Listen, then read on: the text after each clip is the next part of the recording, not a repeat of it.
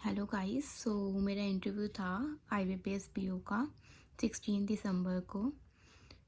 मैं आपके साथ अपना इंटरव्यू एक्सपीरियंस शेयर करना चाहती हूँ, जिससे जिनका इंटरव्यू हो आगे तो उनको भी हेल्प मिले। मेरा वेन्यू था बैंक ऑफ इंडिया, नोएडा, और मेरा पैनल था 7। गाइस, मेरा जो रिपोर्टिंग टाइम था वो था 1 o'clock। और फर्स्ट डे था तो काफ़ी लेट हो गया था हम लोगों को एंट्री में, क्योंकि जो 8:30 वाले जो हमसे पहले वाले इंटरव्यू देने आए थे बच्चे, उनका ही कंप्लीट नहीं हुआ था उस टाइम तक। तो हम लोगों को एंट्री ही 2:30 पे मिली थी। तो उसके बाद फिर हम लोग को एंट्री मिली, फिर भी हमें अंदर 1 घंटे उन्होंने ऐसे बिठा के रखा, मतलब क्योंकि वहाँ पे कोई सिस्टम का इशू हो गया था, सिस्टम चल नहीं रहा था। तो DV इन्होंने 3:45 पे शुरू करे थे। बायोमेट्रिक 3:45 पे शुरू हुई थी, तो बायोमेट्रिक्स होते होते ऐसे टाइम हो गया था। फिर 4:30 तक हम लोगों को बोला गया था कि आप लोग जा सकते हो DV के लिए। तो हम लोग DV के लिए गए 4:30 तक। उसके बाद DV होते होते टाइम हो गया अप्रॉक्स 5:30 हो गया था मेरे को तो टाइम, DV होते होते सब कुछ होने के बाद। फिर उसके बाद ना एक DV वगैरह होने के बाद ना वहाँ पे एक हॉल में भेज दिया गया। ऐसा हॉल था, यहाँ पे बहुत सारी चेयर्स लग रही थी, तो बच्चे यहाँ पे बैठे थे जिनका इंटरव्यू होना था। और यहाँ पे बच्चे बैठे थे। यहाँ पे एक कॉरिडोर था, यहाँ पे बहुत बड़ा सा एक ऐसा एरिया फ्लैट टाइप का था, काफ़ी बड़ा एरिया। यहाँ पे पैनल्स है, और यहाँ से हम लोग फिर जो यहाँ से ना बच्चे आए जाए, मतलब एक जो वो थे वो आ रहे थे, क्या कहते हैं, इन्विजिलेटर, कि आप लोग का नेक्स्ट नंबर है। तो दो दो बच्चों को लेके जा रहे थे ऐसे करके। तो जिनका भी नंबर था उनका नाम ले रहे थे, उनको बुला रहे थे, दो दो बच्चों को बुला रहे थे। तो यहाँ पे ना वो इन्विजिलेटर बैठे थे, और यहाँ पे 3 चेयर लगी थी, और एक ये रूम के सामने एक चेयर लगी थी। तो जिसका नंबर आ रहा था उसको यहाँ बैठा रहे थे, इनमें से बच्चों को। फिर यहाँ बैठने के बाद फिर वो अंदर से बैल बैठ रही थी, तो उनको भेज रहे थे। तो ऐसे ही मेरे को बैठाया गया। तो मेरे से पहले एक लड़का था, उसको बोला था, और एक लड़की यहाँ बैठी हुई थी, और मैं भी बैठी थी उधर। तो फिर उस लड़की को बुलाया पहले। उससे पहले एक लड़की और गई हुई थी अंदर, तो उस लड़की वो आई, वो लड़की ऑलरेडी कैनरा बैंक में वर्किंग थी, तो उससे ऐसे उसी के बारे में पूछा था। हमने पूछा, वहाँ पे इंटरव्यू सिर्फ 5 मिनट के ही चल रहे थे, सबके 5 मिनट से ज़्यादा किसी का नहीं हो रहा था। 3 minute, 4 minute, 5 minute, maximum 5 minutes चल रहा था बस। 5 to 6 मिनट्स मैक्सिमम, इससे ज़्यादा नहीं चल रही थी, क्योंकि काफ़ी लेट हो गया था, ऑलरेडी 5:30 हो गए थे, और मेरा इंटरव्यू होते होते तो 6:30 बज गए थे। तो फिर इसके बाद इस लड़के को बुलाया। इस लड़के से मतलब जो भी पूछा उसका, मतलब शायद इतना अच्छा नहीं गया था लड़के का इंटरव्यू, तो वो बोल रहा था कि ज़्यादा पूछा नहीं, 3 मिनट ही चला उसका। फिर मेरे बाद 2 लड़के और आ गए थे, तो फिर मैं यहाँ पे बैठी हुई थी। फिर मैं गई अंदर, बुलाया, तो मैंने सबको ग्रीट किया पैनल में। ऐसे वहाँ पे ना पैनल ऐसा था, V शेप में बन रहा था। तो 3 टीचर्स यहाँ बैठे थे, 2 यहाँ बैठे थे, और टेबल जो हमारी चेयर थी ना एकदम बीच में लग रखी थी। मतलब वो चेयर भी ऐसी थी, मुझे लगा कि जो चेयर होगी वो होगी, मतलब अच्छे से सोफ़ा वगैरह होगा तो कंफर्टेबली बैठ जाऊँगी, सोफ़ा टाइप की चेयर होगी।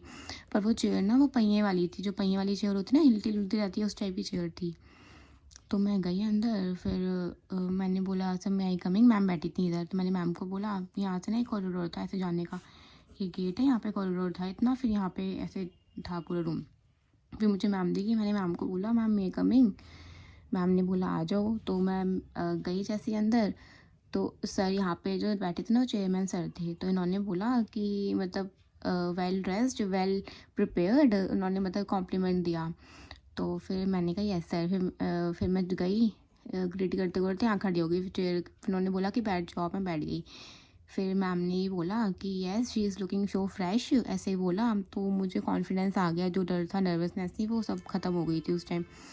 तो फिर उन्होंने सर ने बोला बैठ जाओ।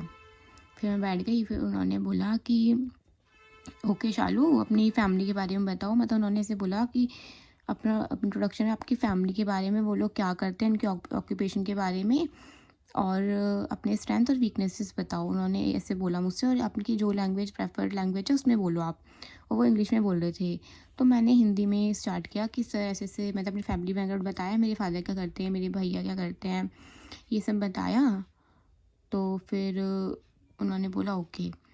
तो फिर मैंने अपनी स्ट्रेंथ एंड वीकनेस मतलब बताने वाली थी, उन्होंने फिर कुछ और बातें पूछ ली थी कि मतलब क्या पूछा था शायद, मेरे भैया के बारे में पूछा था, उन लोगों का बिज़नेस है, तो मैंने वो बताया था। तो वो बोल रहे, उनको शायद सुनाई नहीं दिया था, तो वो बोल रहे थे बेटा एक सर को सुनाई दिया गया था, फिर उन्होंने दूसरे वाले सर को नहीं सुनाई दिया था, तो उन्होंने पूछा, तो उस वजह से मैं मतलब वो स्किप ही हो गया वो स्ट्रेंथ और वीकनेस वाला पार्ट।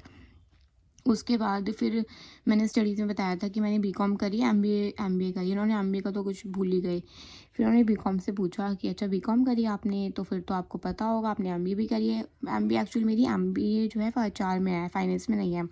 बट उन लोगों को शायद नहीं पता था ये, तो मैंने बोल दिया था ग्रेजुएशन में बीकॉम, तो बीकॉम का ही फिर टॉपिक पूछा उन्होंने। फिर उन्होंने पूछा डेप्रिसिएशन के मेथड्स बताओ। उन्होंने ये भी नहीं पूछा डेप्रिसिएशन क्या होता है, उन्होंने पूछा मेथड बताओ। मुझे ये तो पता था कि 2 मेथड होते हैं एप्रिसिएशन के, क्योंकि मैं ना बीकॉम का अपने पढ़ के नहीं गई थी। मुझे लगा वो एमबीए में पूछेंगे, क्योंकि एमबीए ही मेरी रिसेंटली कंप्लीट हुई है। तो मुझे लगा वो पूछेंगे, पर उन्होंने नहीं पूछा। तो एप्रिसिएशन के मुझे वैसे याद थी कि 2 मेथड थे, पर मुझे नहीं पता था कौन-कौन से हैं। तो मैंने बोला सर 2 मेथड हैं। फिर सर ने बोला, जो इधर बैठे थे इन वाले सर ने, कि उन्होंने मेथड बता दिए खुद, और फिर उनके आगे ना एक लैपटॉप रखा हुआ था। उन्होंने बोला अच्छा ये बताओ इन दोनों मेथड में से लैपटॉप पे कौन सा डेप्रिसिएशन लगता है।